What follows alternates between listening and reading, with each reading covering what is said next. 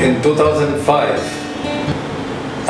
British Red Cross offered me the position in Sri Lanka, in Batiklava, as to provide assistance to the people who were suffering from the tsunami disaster.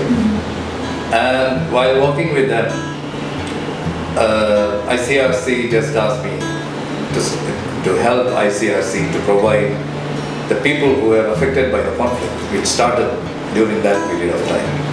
So in 2006, I joined ICRC on loan from British Red Cross, and I've been working in the region Wahre, where there were around 70,000 displaced, and we were assisting them. In between, we were also doing difficult activities like body transfers because of the severe fight between LTT and the Sri Lankan forces, armed forces.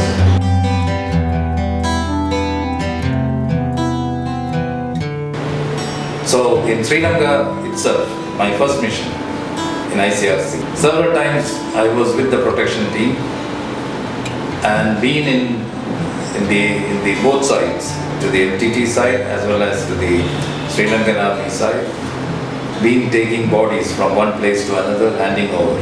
The interesting part is when we take to them, the families of those people who died, they are so happy that they can do the rituals and bury the bodies, rather than leaving them in the open wide. So even I have dug up bodies after 5 days and moved them to the army site.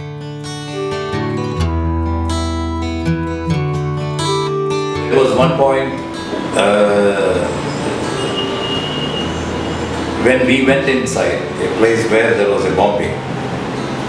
It was a camp, and what we saw is many people charred, completely. The whole area was devastated.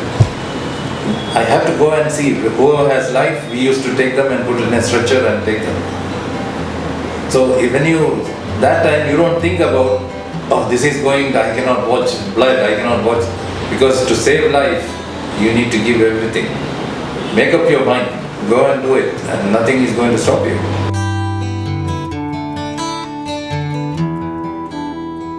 It's very challenging because there were 27 groups when I was there in Darfur. All different groups, bandits in the field, and you are in the field. I was spending 20 days in the field. There is no hotel, there is no place. I've been sleeping under the mosquito domes in the open, and nothing happened to me. We were there to support the people, and the people will support us. Only in the last 3 days before my departure from Darfur, I was stopped by bandits. For almost 2 hours I was at gunpoint. They looted everything in the truck. It happened. So there should be a bad luck at some point. So if you are in the wrong place at the wrong time, you can get that.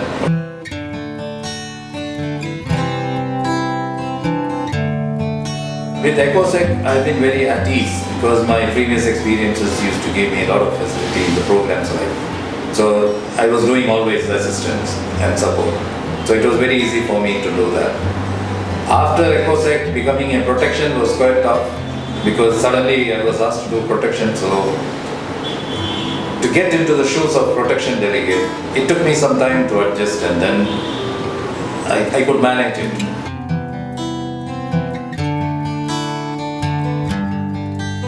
The red lines, it is clear cut.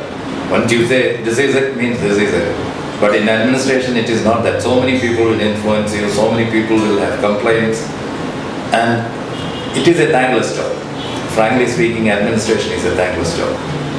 So you need to be able to accept all the complaints and be flexible, and then to make people happy. That is the challenge you take.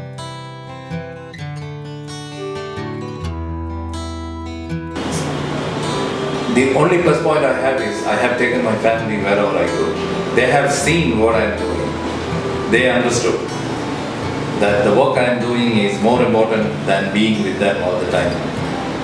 So that is how I could manage all these years. It's a sacrifice to be away from the family. But after joining ICRC, I'm very happy that every 3 months I can go and see them. especially my children.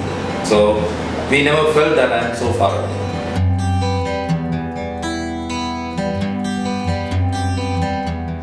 Be dedicated.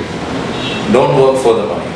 Be dedicated. Do your job and do it thinking that you are doing it for yourself, not for any organization. And when you do it that way, then it becomes the organizational global needs are fulfilled. Otherwise, it will never happen.